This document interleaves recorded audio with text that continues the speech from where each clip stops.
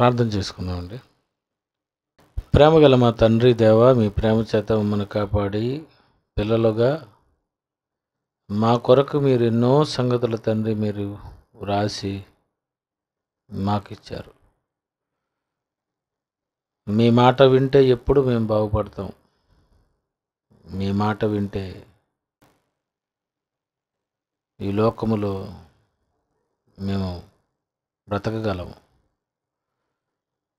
మీరు రాయించిన బైబిల్ గ్రంథములో ఉన్నటువంటి మాటలు ఎంత వాస్తవమో, సత్యమైనవో, న్యాయమైనవో మీ పిల్లలు వాటిని విని అనుసరించి వాటి ప్రకారము జీవించగలిగేటట్లు సహాయం చేయండి.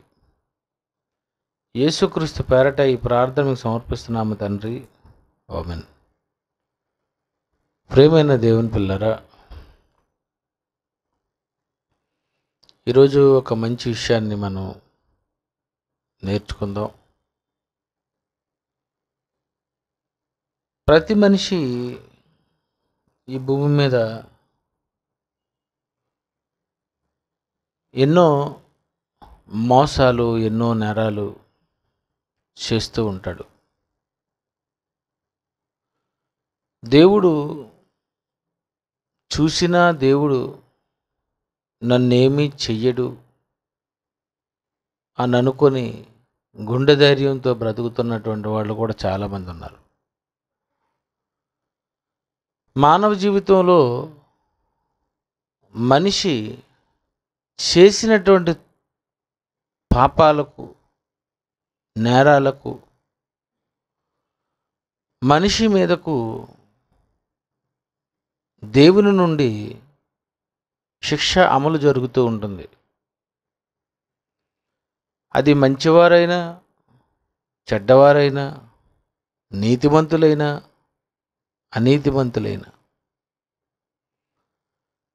మానవ జీవితంలో మనిషి మీదకి వస్తున్నటువంటి ఉపద్రవాలు,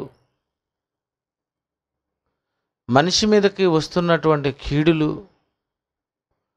మనిషి మీదకు రాబోయే అతడు అనుభవించుటకు దేవుడిచ్చేటటువంటి ఈ శిక్ష, ఇవన్నీ మనిషి ఎలా అసలు తప్పించుకోగలడు? ఎవరూ చూడడం లేదని మనం తప్పు చేసినా, నువ్వు చేసిన తప్పుకు తగిన శిక్ష నువ్వు ఖచ్చితంగా అనుభవించవలసిందే. నీ మీదకు వస్తుంది. ఇలాంటి విషయాల్లో మనిషి మీదకు వచ్చినటువంటి ఈ ప్రమాదాలు కానివ్వండి, మనిషి మీదకు వచ్చేటటువంటి ఉపద్రవాలు కానివ్వండి, లేకపోతే కీడు కానివ్వండి, ఇవన్నీ ఎందుకు వస్తాయి? వాటి నుండి నువ్వు ఎలా ఉపశమనం కలిగించుకోవాలి అన్నది దేవుడు చెబితే బాగుంటుంది. ఖచ్చితంగా మనం పాటించవలసింది, మనం తెలుసుకోవలసినటువంటి విషయాలు ఇవి. యెషయా గ్రంథం 47వ అధ్యాయము 10-11 వచనములు మనం జాగ్రత్తగా ఆలోచిద్దాం. యెషయా గ్రంథము 47వ అధ్యాయము 10-11 వచనములు. నీ చెడుతనమును నీవు ఆధారం చేసుకుని ఎవడును నన్ను చూడనని అనుకొంటివి. నేనున్నాను. చూసారా, మనిషి అనుకుంటున్నాడట, నీ చెడుతనము ఆధారం చేసుకొని ఎవడూ లేడు, ఇగో నేను మర్డర్ చేసేసాను, ఎవడూ చూడలేదు అనుకుంటున్నావు. లేదు, ఆవిడ మెడలో గొలుసు ఎత్తుకెళ్ళిపోయాను, పర్లేదు, ఎవరు చూడలేదు, మెల్లిగా ఎత్తుకెళ్ళిపోయాను అనుకుంటున్నాను. లేకపోతే దొంగతనం చేస్తున్నావు, లేకపోతే బజారుకి వెళ్ళి వంకాయలు దొంగతనం చేసిన వాళ్ళు, ఉల్లిపాయలు కూడా దొంగతనం చేసిన వాళ్ళు ఉన్నారు. అప్పుడప్పుడు తక్కువ 2 ఇలాగ వేసేయడం, అటు ఇలాగా కొంతమంది 1/4 కేజీ 1/2 కేజీ ఎత్తేసిన వాళ్ళు కూడా ఉంటారు. మనం అనుకుంటాం ఎవరో చూడలేదు, నిజంగా ఆవిడ తిరిగేసరికి ఇది ఎత్తేసాను అని నువ్వు అనుకుంటావు. అలాగే బంగారం షాపుల్లో కూడా ఈ మధ్యన దొంగతనాలు ఎక్కువైపోయాయి. గాజులు దొంగతనం చేయడం, ఉంగరాలు దొంగతనాలు చేయడం, ఇవన్నీ చేస్తున్నటువంటి వ్యక్తులు అనుకుంటారట, నీ చెడుతనమును ఆధారము చేసుకొని ఎవడును నన్ను చూడడని అనుకుంటివి. నేనున్నాను, నేను తప్ప మరి ఎవరునూ లేరని నీవు అనుకొనున్నట్లుగా నీ విద్యయు నీ జ్ఞానమును నేను తప్ప వేరే వారు ఎవరు లేరని నువ్వు అనుకున్నట్లుగా నేనేం చేస్తానంటే నీ విద్యయు నీ జ్ఞానమును నిన్ను చెరిపివేశాను. నీ విద్య మరి నీ దగ్గర అతి తెలివితేటలు ఉన్నాయి కదా, మరి మన దగ్గర ఎలాంటి తెలివితేటలు అండి? మోసం చేయడానికి ఉపయోగించినప్పుడు బ్రెయిన్ మంచి పని చేయడానికి ఉపయోగించడం అంత చెడ్డ బ్రెయిన్ మంది. నిజమండి, మేలుకు వాడడం ఇది. చాలామంది చూడండి, క్రిమినల్గా మాయ చేయడానికి, మోసం చేయడానికి మనం దీన్ని బ్రహ్మాండంగా ఉపయోగిస్తాం. గుడ్ ఐడియా సరే. నిజంగా ఈ టైంలోని నిజంగా ఇలాగ ఈ ఐడియా రావడం వలన మనం తప్పించుకున్నాం. అలా మనిషి అనుకుంటాడట, నీ విద్యయు నీ జ్ఞానమును నిన్ను చెరిపివేశాను. నువ్వు చదువుకున్నావు చూసావు, అదే నిన్ను చెరిపేసింది. నువ్వు నేర్చుకున్నావు కదా జ్ఞానము, అదే నిన్ను చెరిపేసింది. ఎందుకంటే ఎలా మోసం చేయొచ్చో, ఎలా నువ్వు బ్రతకొచ్చో, నువ్వు బడిలోకి వెళ్ళి నేర్చుకున్నటువంటి జ్ఞానము మోసపూరితమైనటువంటి జ్ఞానము, అది నిన్ను చెరిపేసింది నిన్ను. కానీ దైవ జ్ఞానం అలా చేయదు. అంటే ఈరోజు మనిషి ఎన్నో మోసాలు చేస్తున్నాడు. చాలా క్రిమినల్గా మనిషి, నేనేదో సాధించేశాను, నేను ఇక్కడ ఎలాగైనా తప్పించుకున్నాను అని మనిషి అనుకోవచ్చు. కానీ అలాంటి దానికి దేవుడు ఇచ్చినటువంటి స్టేట్మెంట్ ఏంటంటే 11వ వచనంలో, కీడు నీ మీదకి వచ్చును, నీవు మంత్రించి దాన్ని పోగొట్టజాలవు. దేవుడు అనేస్తున్నాడు, గో నువ్వు చేసింది నువ్వెవరూ చూడలేదు, ఎవరు లేరని నువ్వు అనుకున్నావు కదా. నువ్వు చేసిన తప్పుకి, నువ్వు చేసిన ఘోరానికి, నువ్వు చేసిన నేరానికి, నీ అతి తెలివితేటలతో నువ్వు చేసిన హత్య కానివ్వు, దొంగతనం కానివ్వు, వ్యభిచారం కానివ్వు, మోసం కానివ్వు, ఇలా నువ్వు చేసిన దానికి దేవుడు అంటున్నాడు, కీడు నీ మీదకి వచ్చును. చూడండి, మనిషి మీదకి కీడు వస్తుందట. కీడు నీ మీదకి వచ్చును, నీవు మంత్రించి దానిని పోగొట్టజాలవు.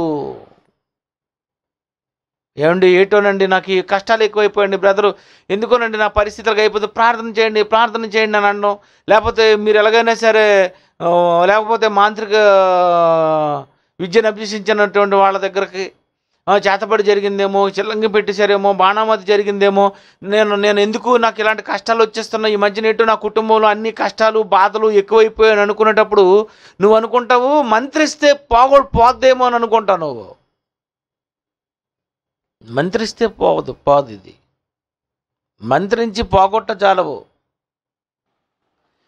ఆ కీడు నీ మీద పడును, దానిని నీవు నివారించలేవు. నీకు తెలియని నాశనము నీ మీదకి ఆకస్మికముగా వచ్చును. సరే, నీ మీదకి నాశనం ఆకస్మికముగా నువ్వు అనుకోవు, నీ మీదకి వస్తుంది.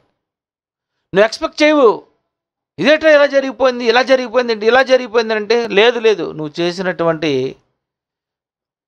నేరాలకు, నువ్వు చేసిన ఘోరాలకు, ఎవరూ చూడలేదని నువ్వు చేసినటువంటి ఏదైనా దాని వలన నీ మీదకి కీడు వస్తుందట.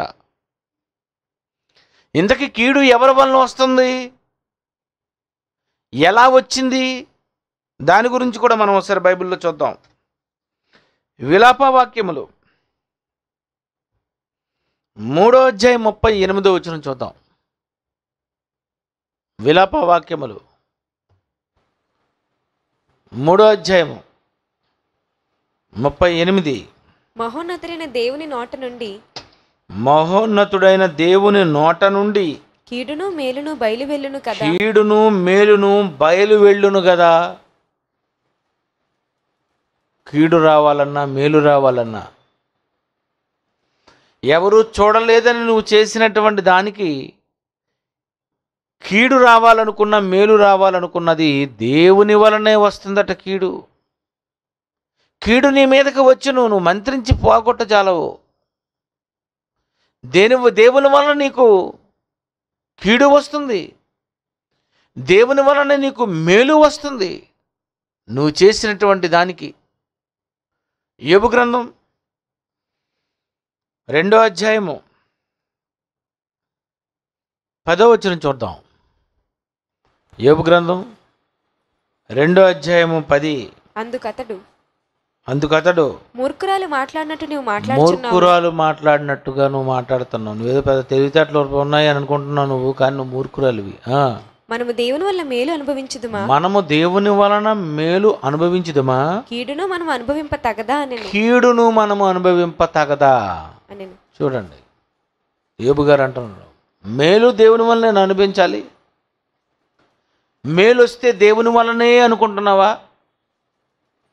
దేవుని వల్లనే నాకు మేలు జరిగిపోయింది, కీడు నా మీదకు దేవుడు రానివ్వడని నువ్వు అనుకుంటున్నావా?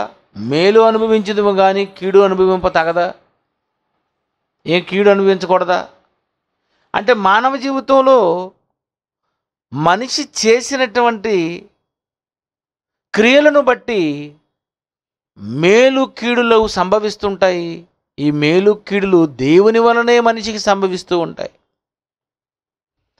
కీడు ఎన్ని రకాలుగా, అసలు ఏ విధంగా ఉందని మనం ఆలోచిస్తే కీడు ఒక రకమని మనం చెప్పడానికి వీల్లేదు. ఎన్నో కోణాలలో కీడు. అందులో దేవుని వలన వచ్చే కీడు ఎంత భయంకరంగా ఉంటుందో ఆదికాండము 19వ అధ్యాయము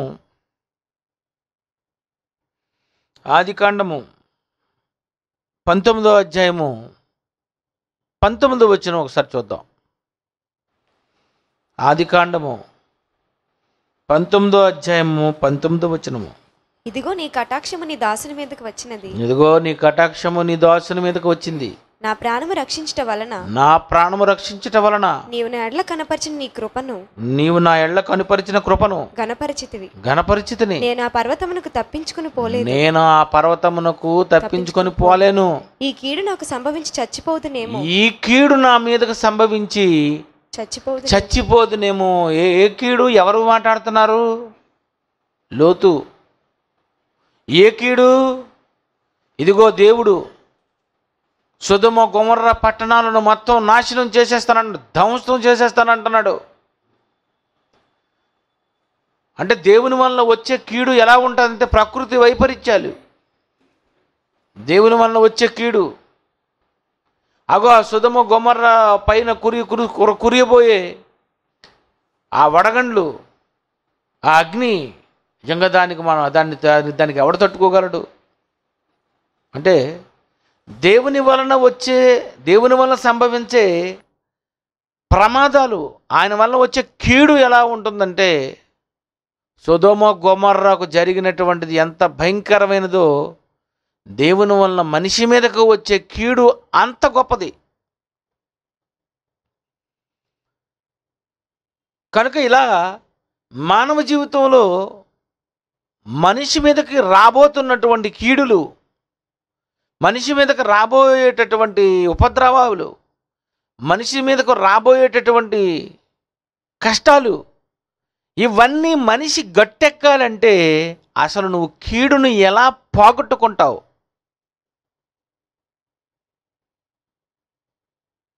కీడు నీ మీదకు వచ్చును, మంత్రించి పోగొట్టజాలవు అని అనేసాడు.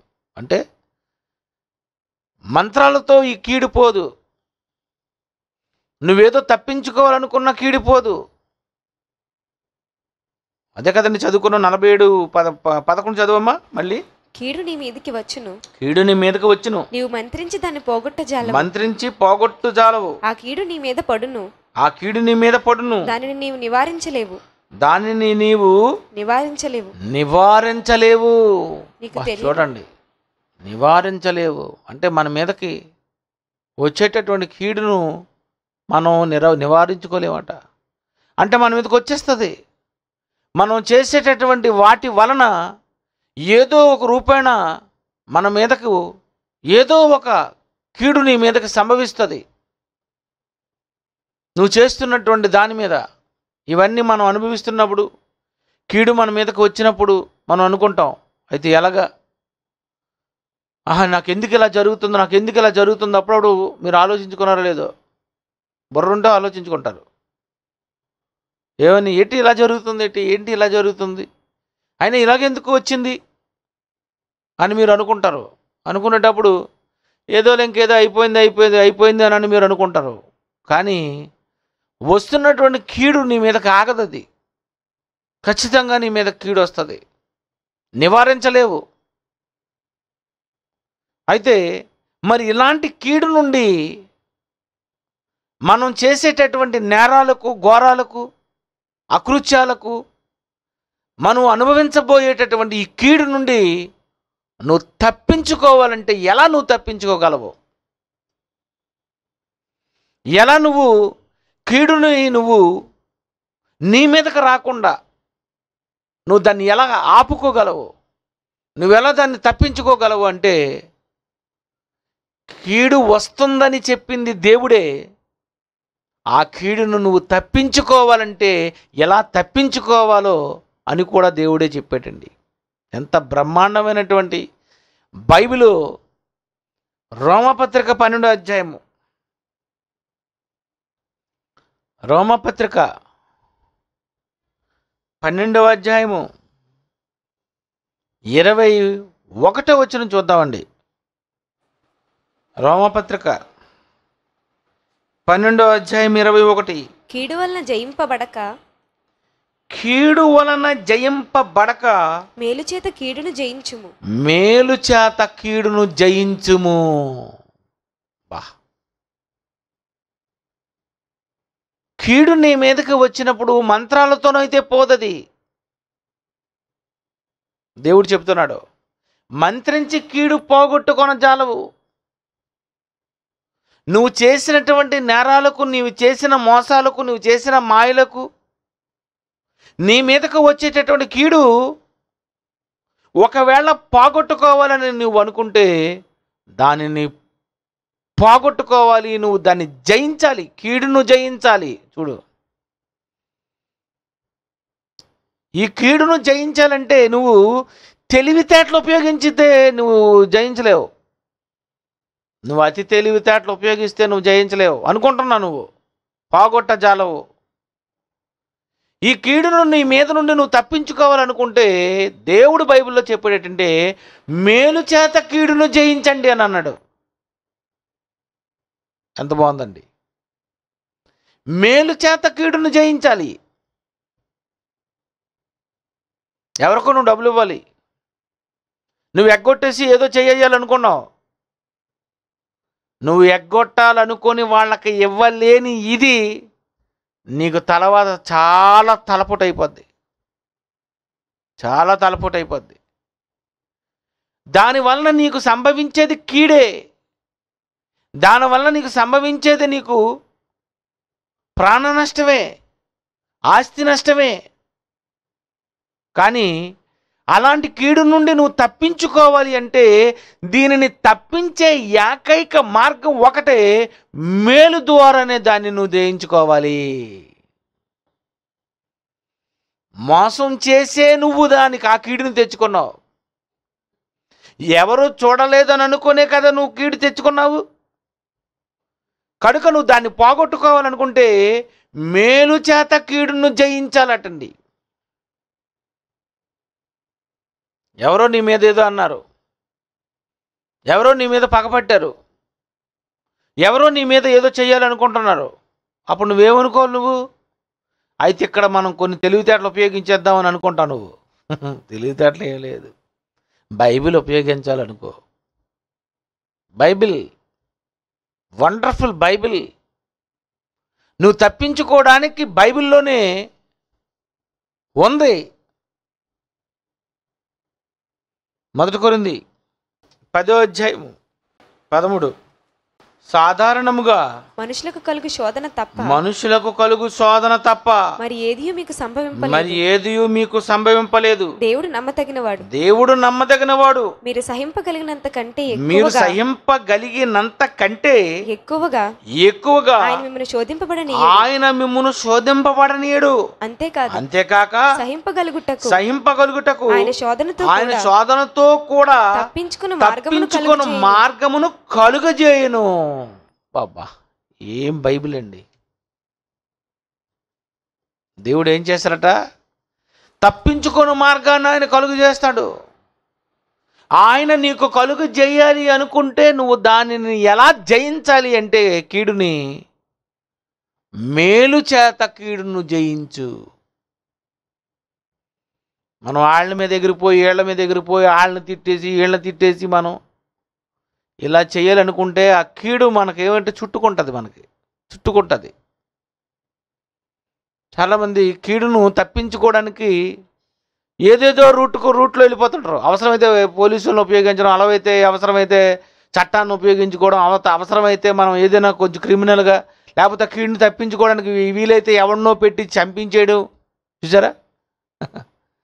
ఇది మనిషి చేసేటటువంటి తప్పులు. కానీ కీడు నీ మీదకి వచ్చేస్తుంది, దాన్ని ఆపలేవు నువ్వు. అలా ఆపాలంటే దాన్ని ఆపడానికి దేవుడు చెప్పేటటువంటి ఏంటంటే మేలు చేత కీడును జయించండి. మేలు చేసేయండి, మంచి చేసేయండి, మేలు చేసేయండి. మేలు చేయడానికి ఏం ఇష్టపడడం లేదు. కీడు చేయడానికి ఉపయోగించిన నీ బుర్ర మేలు చేయడానికి ఎందుకు నువ్వు ఉపయోగించలేకపోయావు? మనిషి ఇక్కడే తన తెలివిని, అతి తెలివి ఉపయోగించి మోసపోతూ సమాజంలో కీడు తెచ్చుకుంటున్నాడు మనిషి. ఇలాంటి వాటి నుండి తప్పించుకోవాలి అనుకుంటే దేవుడు చెప్పినటువంటి ఈ మాటలు ఇవే. మొదటి దశ 5:22, మొదటి దశలోనిక 5వ అధ్యాయం 22. ప్రతి విధమైన కీడునకు దూరముగా ఉండుడి. సరే, కీడుకు దూరంగా ఉండండి. 15వ వచనం అమ్మ. ఎవడును కీడునకు ప్రతి కీడు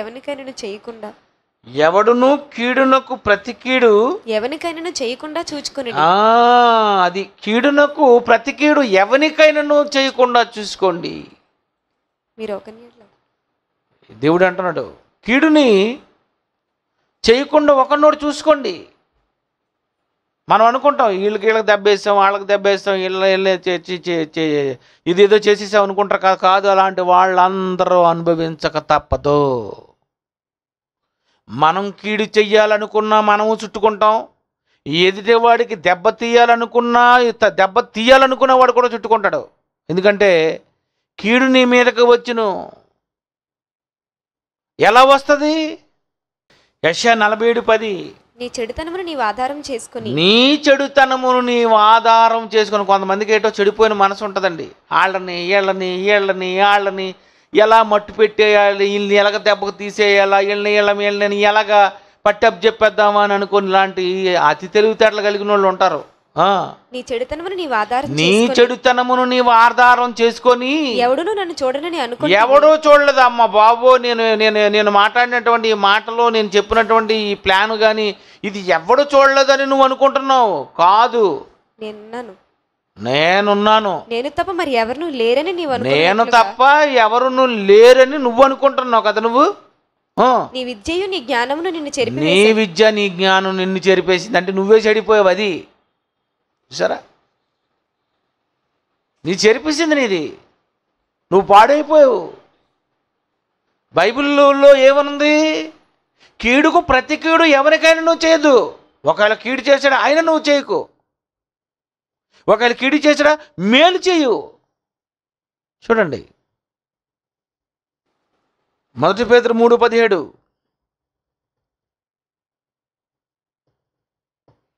1 పేతురు 3:17. మీ సత్ప్రవర్తన మీద ఆ, అపనింద వేయువారు సిగ్గుపడుదురు. ఆ. దేవుని చిత్తం అలాగున్న ఎడల దేవుని చిత్తం అలాగున్న ఎడల కీడు చేసి శ్రమపడుట కంటే కీడు చేసి శ్రమపడుట కంటే మేలు చేసి శ్రమపడుటయే బహు మంచిది. మేలు చేసే శ్రమపడు. ఏమి ఇచ్చాడు చూడండి. దేవుని చిత్తం అలాగుంది, ఏంటి చేస్తాం మనం? తెలివితేటలు ఉపయోగిస్తే బుక్ అయిపోతాం. దాని నుండి నువ్వు తప్పించుకోవాలని అనుకుంటే నువ్వు ఏదో పెద్ద మాస్టర్ ప్లాన్ వేసేసి నువ్వు బాగా చదువుకున్నావని నువ్వు పెద్ద తెలివితేటలు నాకు ఉన్నాయని నువ్వు అనుకుంటున్నావు కదా నువ్వు. అచ్చచ్చాలకు అవ్వదు. దేవుని చిత్తం ఎలా ఉంది? కీడును పోగొట్టాలంటే మంత్రాలతో పోగొట్టలేవు అన్నప్పుడు మరి కీడు నీ మీదకి వచ్చింది, నువ్వు ఎలా పోగొట్టుకుంటావు? మేలు చేసి కీడును పోగొట్టుకోవాలి. నిజమేనండి. మానవ జీవితంలో మన మీదకి వచ్చినటువంటి ఈ కీడులు మనం పోగొట్టుకోవాలంటే మేలుతోనే వాటిని మనం పోగొట్టుకోవాలన్నమాట. దేవుని కోసం మనం ఇస్తున్నటువంటి కానుకలు ఉన్నాయి, దేవుని కోసం మనం చేసే త్యాగాలు ఉన్నాయి, దేవుని కోసం మనం చేస్తున్నటువంటి పనులు ఉన్నాయి, దేవుని కోసం మనం చేసే ధర్మకార్యాలు ఉన్నాయి, దేవుని సేవకుల కోసం మనం ఇస్తున్నటువంటి ఎంత డబ్బు ఉంది. ఇవన్నిటి వలన అసలు ఏం జరుగుతుంది అంటే మేలు చేత నీకు ఏం చేసుకుంటున్నావు అంటే నీ మీదకి రాబోయే కీడును నువ్వు తప్పించుకుంటున్నావు. నువ్వు నీకు ఒక రోగం రావాలని దేవుడు ఫిక్స్ చేశాడు. దానికి 50,000 1,00,000 ఖర్చు ఉంది, కానీ నువ్వు 5,000తో పోగొట్టుకున్నావు. అది మనం అనుకుంటాం, ఇదేంటి నాకేమి రాలేదు. రాలేదండి. ఎందుకు రాలేదు? రావాల్సింది అది. దాన్ని నువ్వేం చేసావంటే మంత్రాలతో కాకుండా మేలు చేత నువ్వు ఆ కీడుని జయింపజేసుకున్నావు. అది చాలామందికి అది తెలీదు. నేను చేసేటటువంటి మేలులు నా మీద కీడులు కూడా రాకుండా చేస్తాయా? అది మనం ఎవరికైనా మేలు చేస్తాం, మనం ఎవరికైనా ఒక మంచి చేస్తాం, మనం ఎవరికో ఏదో చేయాలని మనం చేస్తుంటాం. మరి వీటిని దేవుడు ఎలా గుర్తిస్తాడు? ఇదేంటి ప్రభువా, నేను వాళ్ళకేమో ఇలా చేశాను, మరి నాకేం జరిగిందని అంటావు. నీకేం జరిగిందేంటి? నీకు చాలా జరిగిపోయింది, నీకు తెలీదు. నీకేంటంటే బుర్ర బద్దలైపోయిన తర్వాత ఆ బుర్రన డాక్టర్ గారు కుట్టేస్తే అప్పుడు అబ్బా ప్రైజ్ లార్డ్, దేవుడు నాకు హాస్పిటల్లో ఇంటికి తెప్పించాడంటావు. అసలు హాస్పిటల్కి వెళ్ళకుండా చేశాడు, ఎంత బాగుంది. కాలు ఎరగలేదు, ఎంత బాగుంది. బాత్రూంలో పడిపోయిన నడుము మాత్రం అవ్వలేదు, ఎంత బాగుంది. అంతే కదండి. అప్పుడప్పుడు మనం అనుకుంటాం, ఇదేంటి నేను నాకు పెద్ద దెబ్బ తగలవలసింది, కానీ ఏటో ఎక్కడ ఏమీ అవ్వలేదు. ఎందుకేమీ అవ్వలేదు? నువ్వు మేలు చేత అవన్నీ కీడుల్ని జయించుకున్నావు. నువ్వు ఎక్కడో ఎవరికో మేలు చేసావు, కీడు చేసిన వానికి కూడా మేలు చేసావు. అది ఇంకా కొంచెం ఎక్కువ నీకు మేలు జరుగుతుంది. అంతే కదండి. మన ఎదుటివారు మన ఎల్ల ఏదైనా చేశారనుకో, మనం ఏమైనా ఉండరా, వీడికి ఎప్పుడో సరే కరెక్ట్గా ఇస్తాను ఉంటారు అనుకుంటావు. ఏం చేస్తావు? ఆడు ఇస్తాడు, నువ్వు ఇస్తావు, ఇద్దరికిద్దరు అయిపోతారు. దీనికి ఇవ్వడం లేవు. పుచ్చుకొనుట కంటే ఇచ్చుడు దాన్ని ఏటి ఇచ్చుట మేలు. అది కాజా ఇవ్వడం కాదు. మనం అనుకుంటాం కాదు, మనం ఏదేదో అంటే నేను ఏదో తెలివైన అనుకుంటాం. కాదు, నీ తెలివితేటల వలన నువ్వే తెచ్చుకున్నావు. మనం ఏదో అనుకుంటాం, రా వీళ్ళందరినీ మనం ఇప్పుడు ఎలాగైనా వేసేద్దాం, మంచి అవకాశం వచ్చిందని. కానీ నువ్వు స్టార్ట్ చేసావు అనుకో, అవతలోడు సరిగ్గా ఇస్తాడు, ఇతడైపోద్ది.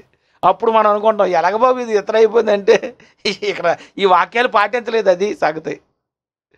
ఈ వాక్యాలు కరెక్ట్గా నువ్వు ఫాలో అయితే దీనిని పోగొట్టాలంటే మేలు చేత పోగొట్టాలన్న ఫార్ములా దేవుడు బైబిల్లో పెట్టేశాడు. దీన్ని నువ్వు ఎలా పోగొట్టుకోవాలని అనుకున్నావు అంటే మంచేనండి, మంచే, మేలు చేతే. 1 పేతురు 3:12 దేవుడు ఏమంటున్నాడు చూడండి. 1 పేతురు 3:12 ప్రభు కన్నులు నీతిమంతుల మీదను, ప్రభువు కన్నులు అబ్బా, దేవుని కన్నులట నీతిమంతుల మీదే. చూడండి, దేవుడి కళ్ళు ఎప్పుడు కూడా దేవుడు నిజంగా దేవుడు నా దేవుని కన్నులు నా మీద ఉన్నాయా, దేవుని దృష్టి నా మీద ఉందా అని మీకు అనుమానం వస్తుంది కదండి. అప్పుడప్పుడు అనుకుంటాం మనం, దేవుడు నన్ను చూస్తడం లేదు, దిట్టో నిజంగా దేవుని ఆశీర్వాదం నాకు ఉందో లేదో, కానీ ఉంది కానీ చిన్న అనుమానం. ఎందుకు అనుమానం? చూసుకో.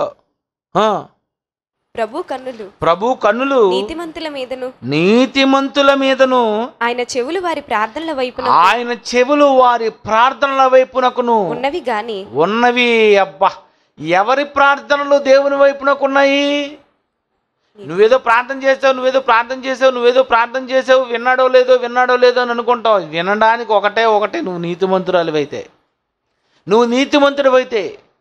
నువ్వు దేవుని పని చేసేవాడివైతే, నువ్వు దేవుని పని చేస్తే నీ ప్రార్థనే దేవుడు వింటాడట. చూడండి,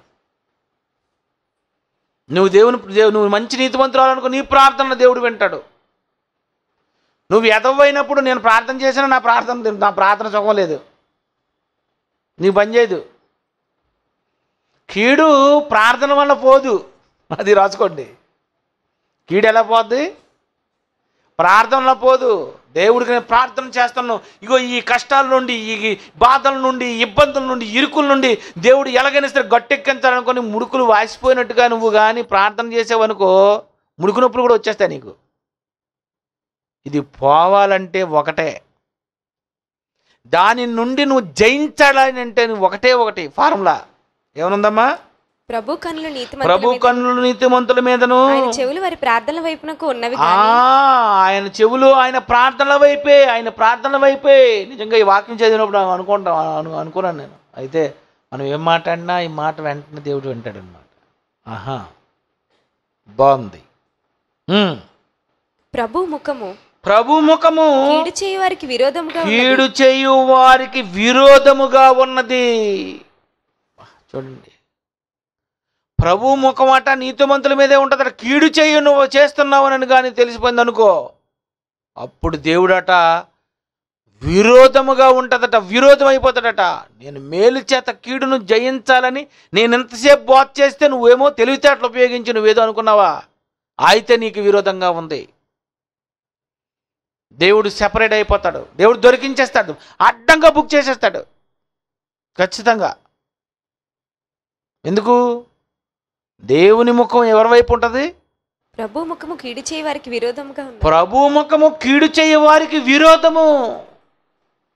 ఎవరైతే కీడు చేయాలనుకున్నారో వాళ్ళకి దేవుడు విరోధంగా ఉంటాడట.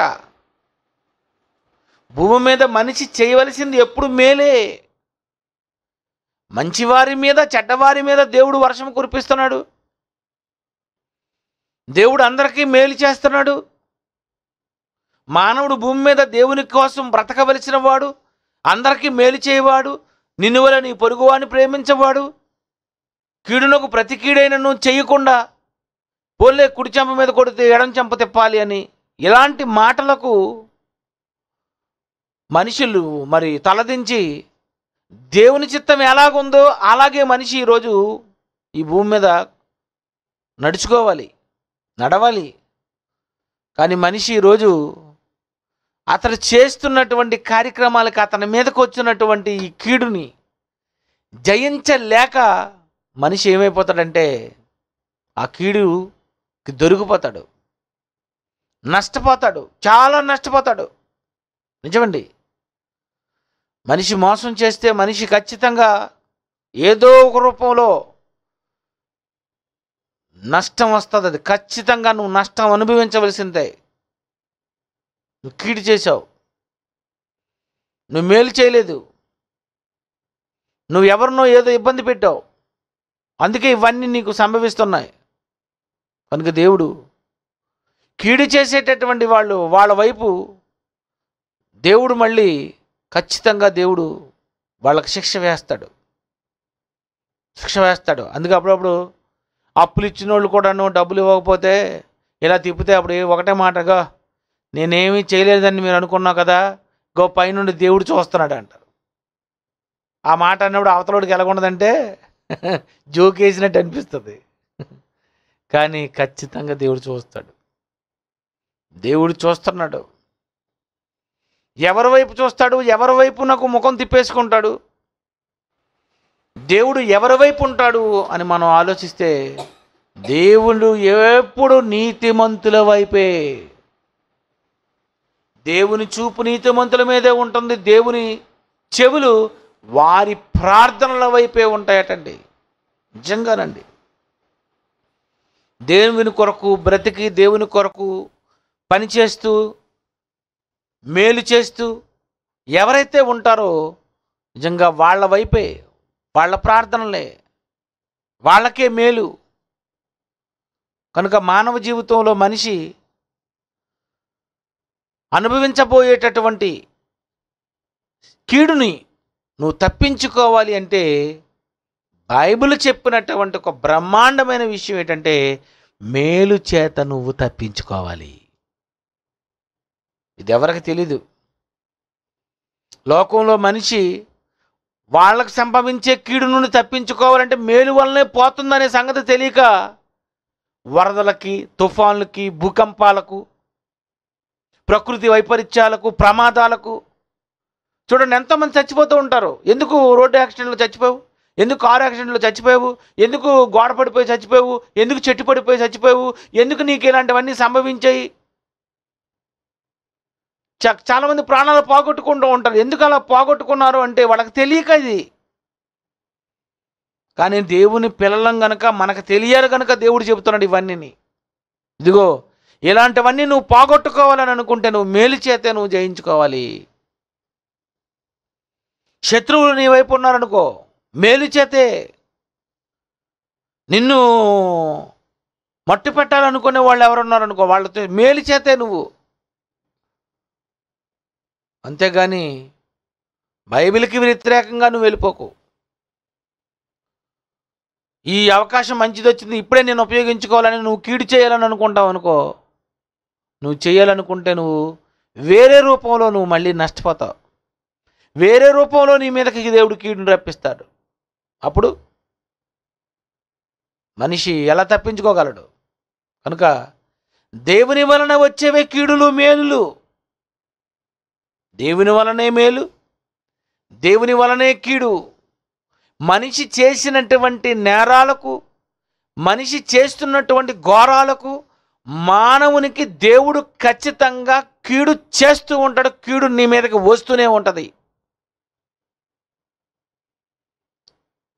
కొన్ని టైముల్లో పాపం ఎంతోమంది మోసపోతూ ఉంటారండి, చాలా మోసపోతూ ఉంటారు. ఆ మోసపోతున్నటువంటి వాళ్ళు అనుకుంటారు, అయ్యో మేము మోసపోయాము, మేమేమీ చేయలేకపోయాము, తెలిసి కూడా మేమేమీ చేయలేకపోయామని అనుకుంటారు. కానీ దేవుడు ఎవరైతే మోసగిస్తున్నారో అలాంటి వాళ్ళ మీదకి కీడు రప్పిస్తాడు. మరి నేను ఎందుకో వీడియో క్లిప్పింగ్స్ చూస్తున్నాను సాంగ్కి. ఒక మా అమ్మ మెడలోని గొలుసు తెంపుకెళ్ళిపోయాడు. ఇంతకీ తెంపుకెళ్ళిపోవడం ఎలా తెంపుకెళ్ళిపోయాడు అంటే గట్టిగా తెంపుతుంటే రావడం లేదు, ఈడ్చుకొని కొట్టు తీసుకెళ్ళాడండి. పాపం ఆవిడ పడిపోయి మళ్ళీ స్కూటర్ వెళ్ళిపోయిందని మళ్ళీ లెగిసి మళ్ళీ నడిచి పడిపోయింది. నాకు ఎందుకో గొప్ప బాధ అనిపించింది. ఇదేట్రా పాపం ఇలాగైపోయింది అని. అలాంటి వాళ్ళకి నేను పాపమే అనుకుంటాను, పాపం అని, అంతవరకు తప్ప ఏం పని లేదు మనకి. కానీ దేవుడు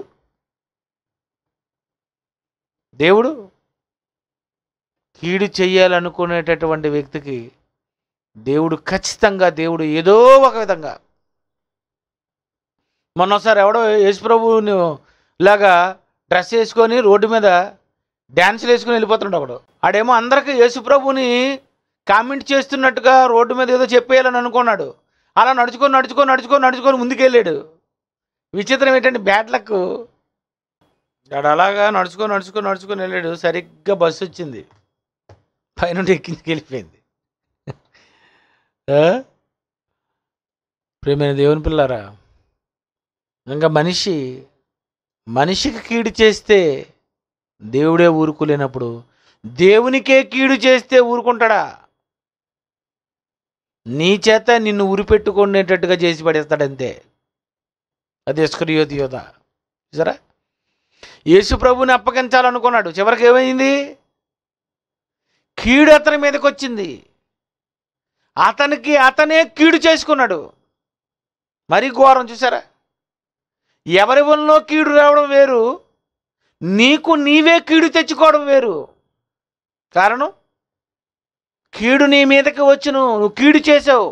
ముద్దు పెట్టి యేసు ప్రభువుని అప్పగించాలని అనుకున్నావు కనుక ఖచ్చితంగా నీ మీదకి కీడు రావలసిందే. ఇస్కరియోతు యూదా చావవలసిందే. తనకు తానే ఎలాగ ఊరేసుకున్నాడు చెప్పండి, చూసారా? నిజంగా దేవునికి వ్యతిరేకమైతే ఎంత ఘోరంగా ఉంటుందో మనం చూస్తున్నాం. ఒక చూడండి, ఆడెవడో చూడండి, ఏవో ఇలాంటి డ్యాన్సులు వేసుకొని ఏవో ఎదవేసాలు వేసుకొని వెళ్తున్నాడు చూడండి. చూడండి, కొంతమందికి ఇలాంటి పిచ్చి ఉంటుంది. అంతే.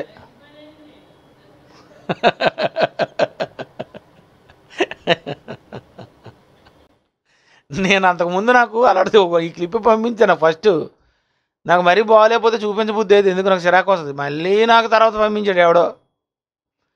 ఇదేంటిది, నేను చూసిందే కదా మళ్ళీ ఎందుకు పంపించారని చూసేసి లాస్ట్కి వెళ్ళేసరికి లాస్ట్ చూడలేదు, నేను ముందు చూశాను. మరి కొన్ని నేను చూడబుద్ధి అయ్యేది నాకు. కానీ లాస్ట్లో నీతి ఉంది కదా, చూపించాలి. ఇది సరిగ్గా ఎత్తుకెళ్ళిపోయింది, బస్సు వేసేయండి. చూసారండి, మనిషికి కీడు చేస్తేనే దేవుడు ఊరుకోకపోతే దేవుడికే కీడు చేయాలనుకుంటే ఎలా ఉంటుందండి? అందుకే దేవుడితో పెట్టుకోకూడదు. ముని కొలలకు ఎదురుతనుట నీకు కష్టము. కనుక మానవ జీవితంలో మనిషి మీదకి వచ్చేటటువంటి కీడులు మంత్రాలతో పోగొట్టుకున్న జాలవని పాత నిబంధనలో చెప్పి కొత్త నిబంధనకు వచ్చేసరికి అన్నాడు, అలా ఒకవేళ పోగొట్టుకోవాలనుకుంటే నువ్వు మేలు చేత కీడును జయించు. మేలు చేత నువ్వు పోగొట్టుకో. 3 యోహాను 1:11.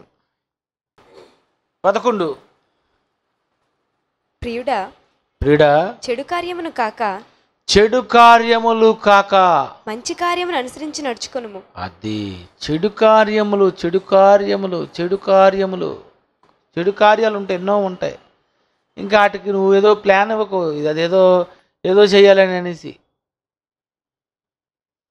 చెడే, ఏది మేలు ఏది కీడు, ఏది మంచి ఏది చెడు, ఏ కార్యాలు, నువ్వే కార్యాలకు సపోర్ట్ చేస్తున్నావు, నువ్వే కార్యాలకు నువ్వు మంచి సలహా ఇస్తున్నావు.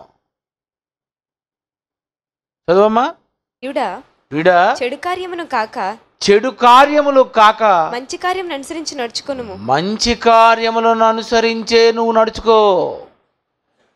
మేలు చేయువాడు దేవుని సంబంధి, మేలు చేయువాడు దేవుని సంబంధి, కీడు చేయువాడు దేవుని చూచినవాడు కాడు. మేలు చేసిన వాడు దేవుని సంబంధి. దేవుని సంబంధి ఎప్పుడు మేలే చేయాలి, ఎప్పుడు. ఎందుకంటే మేలు వలన కీడు కూడా పోతుంది కనుక. మేలు చేయవాడే దేవుని సంబంధి. ఇతరులకు ఎప్పుడు మేలు చేయి. నువ్వు కీడుతో జయించాలనుకున్నా అవదు. నువ్వు మోసం చేయాలనుకున్నావు అవదు.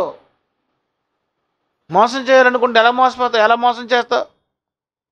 మోసంతో అవదు. కీడుతో జయించాలనుకుంటే కీడు వలన జయింపబడలేవు. నువ్వే రెడ్ హ్యాండెడ్గా దొరికిపోతావు. నువ్వు మేలు చేయాలి. ఏమనుందమ్మా లాస్ట్? మేలు చేయవాడు దేవుని సంబంధి. మేలు చేయువాడు దేవుని సంబంధి. ఇక్కడ నీకు అర్థమైపోదా, నేను దేవుని సంబంధిని. అవును, నేను దేవునికి సంబంధించిన వాడిని. నేను ఎప్పుడు మేలే చేయాలి. కీడు చేసిన వారికి కూడా మేలే చేయాలి. నేను దేవుని సంబంధిని. నువ్వు ఎవరి సంబంధివి? నువ్వు ఎవరు సంబంధించిన దానవు? నువ్వు ఎవరికి సంబంధించిన వాడవు? నేను దేవునికి సంబంధించిన వాడు. దేవునికి సంబంధించిన వాడు అయితే నువ్వు మేలు చేయి, కీడు చేయకు. కీడు చేయవాడు దేవుని చూచినవాడు కాడు. కీడు చేసిన వాడు దేవుని చూచినవాడు కాడు. కీడు చేసేవాడట దేవుని చూసినవాడు కాదట. అంటే మేలు చేసేవాడే దేవుని చూసినవాడు. అది అంటే వాక్యం చూసావు నువ్వు. దేవుని చూసినవాడు అంటే ఆది యందు వాక్యమున్న వాక్యము దేవుడే ఉండను. ఈ వాక్యాన్ని చూసావంటే దేవుని చూసావు. దేవుని చూసావంటే నువ్వు మేలు చేస్తావు. కీడు చేసేవు అని అంటే నువ్వు దేవుని చూచిన వాడవు కాదు. అంటే నీకు ఇంకా బైబిల్ అర్థం అవ్వలేదు. నిజమండి. ఈ కీడు చేయాలని అనుకునేవారు వీళ్ళెవరో దేవుని చూసిన వారు కారు. బైబిల్ అర్థం కాలేదు వాళ్ళకి. వాళ్ళు ఏదో చేయాలని అనుకుంటున్నారు. నువ్వు పోతావు. ప్రియమైన దేవుని పిల్లరా, మేలు చేత నువ్వు జయించుకో. మంచితనంతో ఎదుటివారికి మంచిగా ఏదో చేసి నువ్వు దాన్ని కీడుని తప్పించుకో. అలాగే పాత నిబంధనలో సామెతలు 14 సామెతలు 21:14 సామెతలు 21:14 చాటునిచ్చిన బహుమానము చాటున ఇచ్చిన బహుమానము కోపమును చల్లార్చును. అదిగో చూసారా, చాటున ఇచ్చిన బహుమానము. చాటున ఎవరి మీదైనా నీకు కోపం ఉందనుకో, ఎవరైనా నీ మీద కోపపడిపోతున్నారు అనుకో, అప్పుడు నువ్వేం చేయాలన్నమాట, చాటుని ఇవ్వాలి. మళ్ళీ అందరికి తెలిసినట్టుగా నేను ఇచ్చాను అన్నట్టు బిల్డప్. మళ్ళీ చూసావు అందరి ముందు ఇచ్చావు, మళ్ళీ ఇది కోపమే మళ్ళీ ఆల్రెడీ అసలే తలపోటు. అందరికి తెలిసినట్టుగా నువ్వు మళ్ళీ చేసావనుకో, మళ్ళీ తలపోటు. అది ఎలా చేయాలంటే దీన్ని ఏం బైబుల్ అండి నిజంగా, టెక్నిక్స్ ఇవి. చాటునిచ్చిన బహుమానం చాటున మళ్ళీ ఎవరికి తెలియకూడదు అనమాట. అంటే అతనుడు పరుగు పోకూడదు, నీ పరుగు పోకూడదు, మీ ఇద్దరు చూసా కుడి చేతిని తెలుస్తుంది ఎడం చేతి తెలియకూడదు అన్నారు కదా, ఇదే మరి. ఇది చాటున ఇచ్చినటువంటి బహుమానం అట కోపమును చల్లార్చును. కోపము చల్లార్చును. ఒడిలో నుంచబడిన కానుక మహాక్రోధమును శాంతిపరచును. చూసారండి, బైబిల్లో నిజంగా మేలు చేత కోపంగా ఉన్నాడు కదా, నీ మీద అతను చాలా వేడివేడిగా ఉన్నాడు కదా, నువ్వేం చేయాలి? నువ్వు ఇక్కడ చూడు, నేను ఎలాంటి తెలివితేటలు ఉపయోగిస్తాను అని అనుకున్నావు అనుకో, అయిపోయినట్టే, నీకు అయిపోయినట్టే. అప్పుడు ఏం చేసుకోవాలి? నువ్వు చాటున ఇచ్చినటువంటి బహుమతి. ఎంత చక్కగా చెప్పాడండి. బైబిల్లో మనిషి ఏమేమి చేస్తాడో ఏమేమి చేయకూడదు, మానవుని మీదకి వచ్చేటటువంటి ఈ కీడులు మేలు ఇవి ఎలా పోగొట్టుకోవాలి, ఎలా రప్పించుకోవాలి, ఇది ఎలా వస్తాయో పిల్లలను కన్నాడు గనక తండ్రి అయిన దేవుడు ఒక తండ్రిగా ఈ మాటలన్నీ దేవుడు బైబిల్లో రాయించాడండి. మంచి దేవుడు చక్కగా రాశాడు. ఏ తండ్రి చెప్పడండి ఇలా చెప్పడండి, ఏ తండ్రి భూమి మీద ఏ తండ్రి చెప్పడు, పరలోకమందున్న దేవుడే. ఎందుకంటే దేవుడే నిజమైన మన తండ్రి.